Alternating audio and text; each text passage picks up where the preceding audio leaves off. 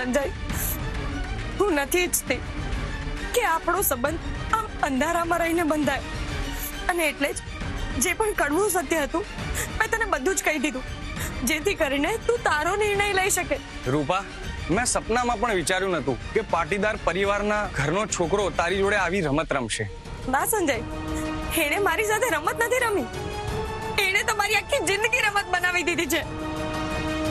પણ હવે બધું જ તારા હાથમાં છે સંજય. મને તારા પર પૂરો વિશ્વાસ છે સંજય. તું ક્યારેય મારું ખરાબ નહીં ઈચ્છે.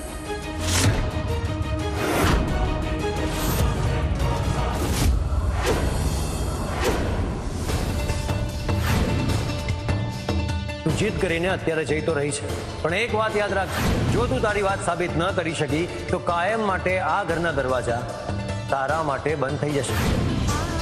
દીદી સાથે આટલું બધું થઈ ગયું તેમ છતાં હું કંઈ કરી જ ના શકી. આ રીતે અન્યાયની જીત તો ના જ થવી જોઈએ. પણ હું કેવી રીતે બધાની સામે હકીકત લાવું? બધા જ રસ્તા બંધ છે. હે ભગવાન, તું જ હવે કોઈ રસ્તો બતાવ, જેથી રાહુલભાઈનો સાચો ચહેરો અને એમનું ચરિત્ર બધાની સામે લાવી શકું.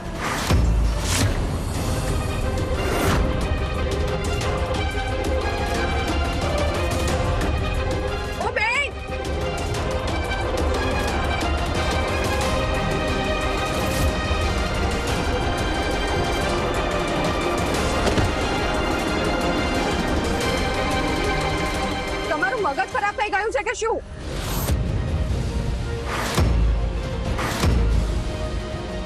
તમે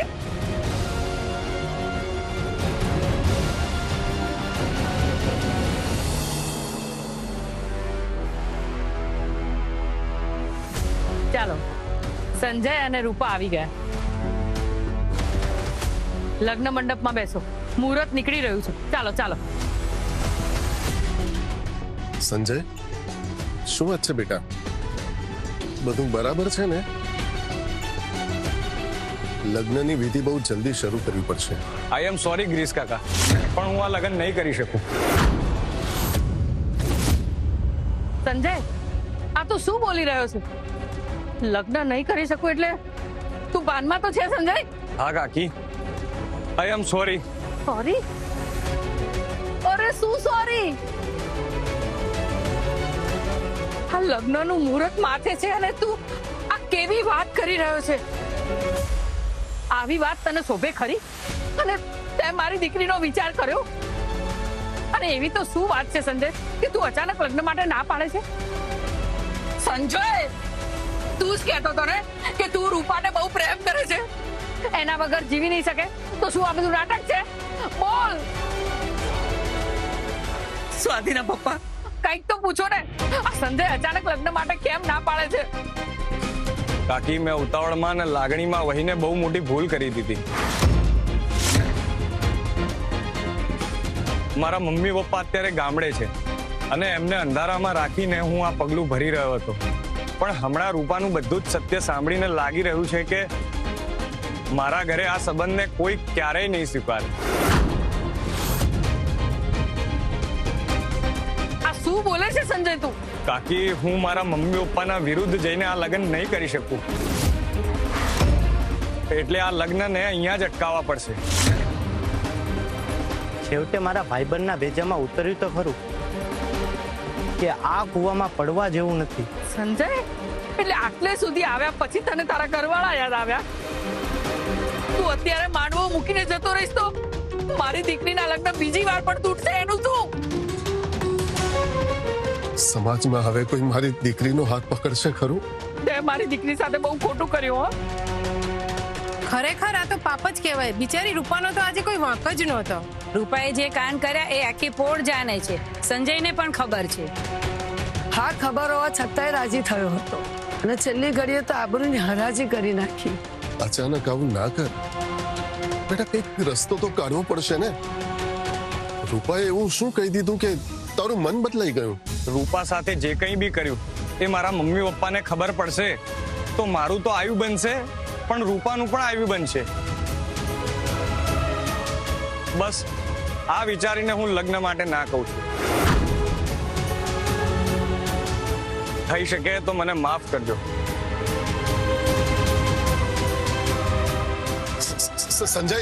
સંજય બેટા મારી વાત તો સાંભળ. અંકલ એને રોકવાનો કઈ ફાયદો નથી. લગ્ન નહીં થાય. સ્વાતિના પપ્પા,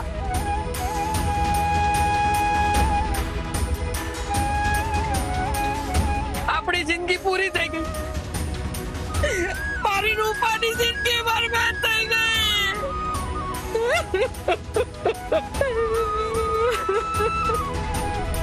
આવી દીકરી જન્મે એના કરતા તો પેટે પાણો પડ્યો હોત ને તો સારું. સાચી વાત છે. મમ્મી પપ્પાની આખી જિંદગીની કમાણી અને નામના બધું ડૂબાડી દીધું. હવે આ કલંકિત મોઢું લઈને પોળમાં કોની સામે જશે? આના કરતા તો મરી જવું સારું. ખબર નહીં આટલું મોઢું કાળું કરાવ્યા પછી પણ આને શાંતિ નથી વળતી.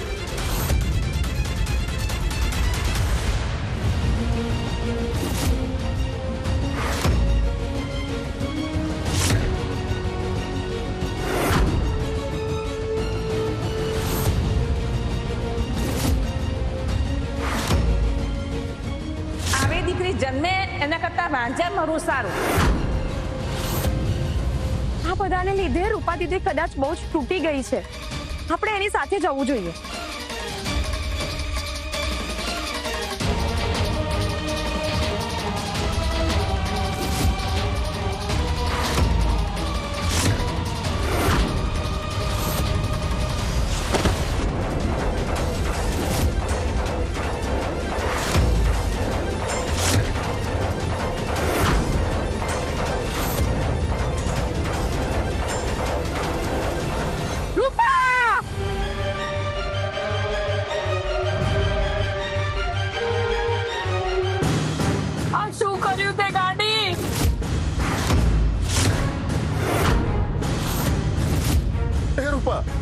ઉઠ દીકરા, અમે તને કઈ નહીં કહીએ.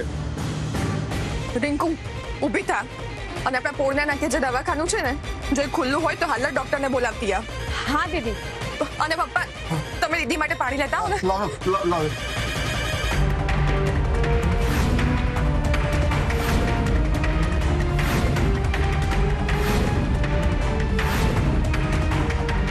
સ્વાતિ, આની આંખ કેમ ખુલતી નથી?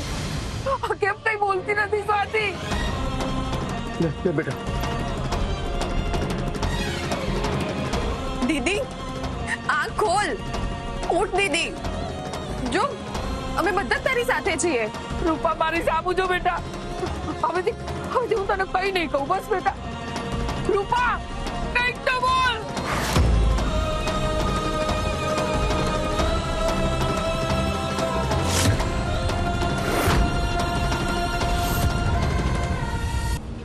ભાઈ, તારે હવે કશું જ નથી બોલવાનું. બસ સાંભળવાનું છે અને હું જે કહું એ જ કરવાનું છે. તે જે કર્યું છે ને એનું પ્રાયશ્ચિત તો તારે કરવું જ પડશે. એટલે એમ કે રૂપાની ઇજ્જત હવે તારા હાથમાં છે, એટલે રૂપા સાથે લગ્ન તો તારે કરવા જ પડશે. ઇમ્પોસિબલ. એની સાથે હું લગ્ન ક્યારેય નહીં કરું. એ વાત તમે મગજમાં ઉતારી લો.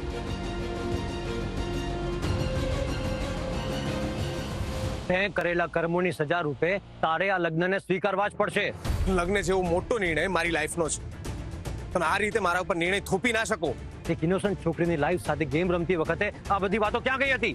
ગમે તે થાય, હું મારી મન મરજીથી ગમે તે બીજી છોકરી સાથે લગ્ન કરીશ, પણ આની સાથે તો લગ્ન નહીં જ કરું.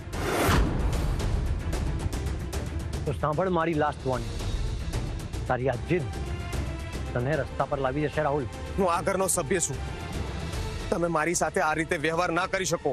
અને તે જે રૂપા સાથે કર્યું એનું શું? પાટીદાર પરિવારના સભ્ય તરીકે હું તને એક ઇનોસન્ટ છોકરીની લાઈફ સાથે અન્યાય નહીં કરવા દઉં. ધ્રુવ, રૂપાએ જે પણ કર્યું છે એની મરજીથી કર્યું છે, ઓકે? હું એની જવાબદારી લેવા તૈયાર નથી.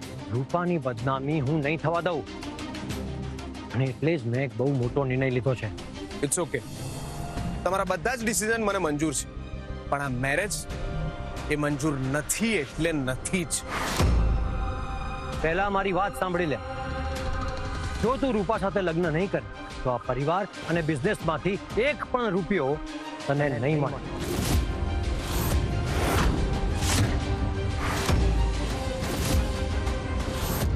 તું એક ઝાટકામાં બધું જ ગુમાવી દઈશ. આ શાન, આ સંપત્તિ, બધું જ એક સેકન્ડમાં જતું રહેશે. જો તમે અને અત્યારે તારે આ ઘર છોડીને નીકળી જવું પડશે. હવે તારે નક્કી કરવાનું છે રાહુલ કે તારે શું કરવું અને શું ના કરવું. બધું હોવા છતાં રોડ ઉપર બેસીશ કે રૂપાને એની યોગ્ય જગ્યા આપીશ. Choice is yours.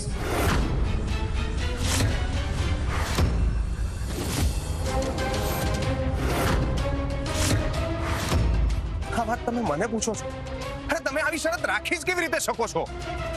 તે જે કર્યું છે ને એના પછી પણ હું તારી સામે શરત મૂકું છું એ બહુ મોટી વાત છે. જો આ છોકરીની જિંદગીનો સવાલ ના હોત ને તો અત્યારે ને અત્યારે તને રોડ ઉપર લાવી દેત. ઓ એટલે હવેથી તમે નક્કી કરશો કે મારે આ ઘરમાં રહેવું કે નહીં? હા, કારણ કે તે આ ઘરની, આ પરિવારની ઇમેજને સ્પોઇલ કરી છે એટલે એની સજા તો તારે ભોગવવી જ પડશે. બાળપણથી કરેલો મારા પર પ્રેમ અને ટ્રસ્ટ બસ એક સેકન્ડમાં જ ભૂલી ગયા. તે જ એ પ્રેમને ધિક્કારમાં બદલી નાખ્યો છે. ભાઈ, આ બહારની બે છોકરીઓ તમારા મગજમાં ઝેર ભરી રહી છે. ઝેર એ લોકોએ નહીં, તારી હરકતોએ ભર્યું છે. આપણા રિલેશનનું શું? આ બંને બહેનોએ આપણા રિલેશન તોડાવી દીધા. એના વિચાર્યું તમે? મેં પોતે જ આપણા રિલેશનને સ્પોઇલ કરી નાખ્યા છે રાહુલ. ના બ્રો, આ લોકોનો મોટિવ આજે પૂરો થયો અને હું હારી ગયો. હારી તો તું ત્યારે જ ગયો હતો મારા ભાઈ, ત્યારે તે એક ઇનોસન્ટ છોકરીની લાચારીનો ફાયદો ઉઠાવ્યો હતો. આનો અર્થ એ કે આપણા સંબંધો કાગળના મહેલ જેવા કાચા હતા.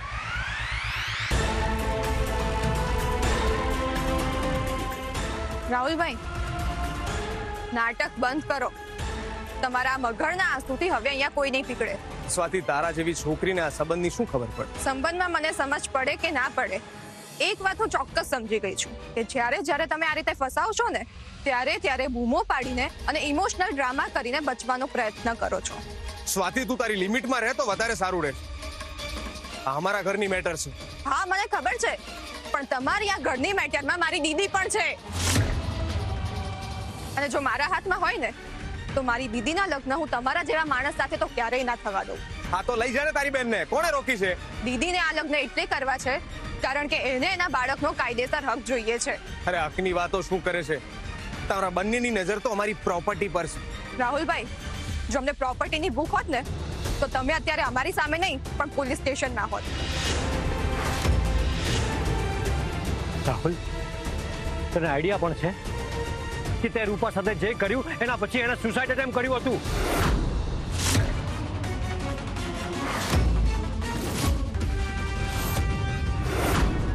એ તો એના બધા નાટકો હશે. How der you to say this Rahul? તને આ બધા નાટકો લાગે છે? આ જ ફરક છે.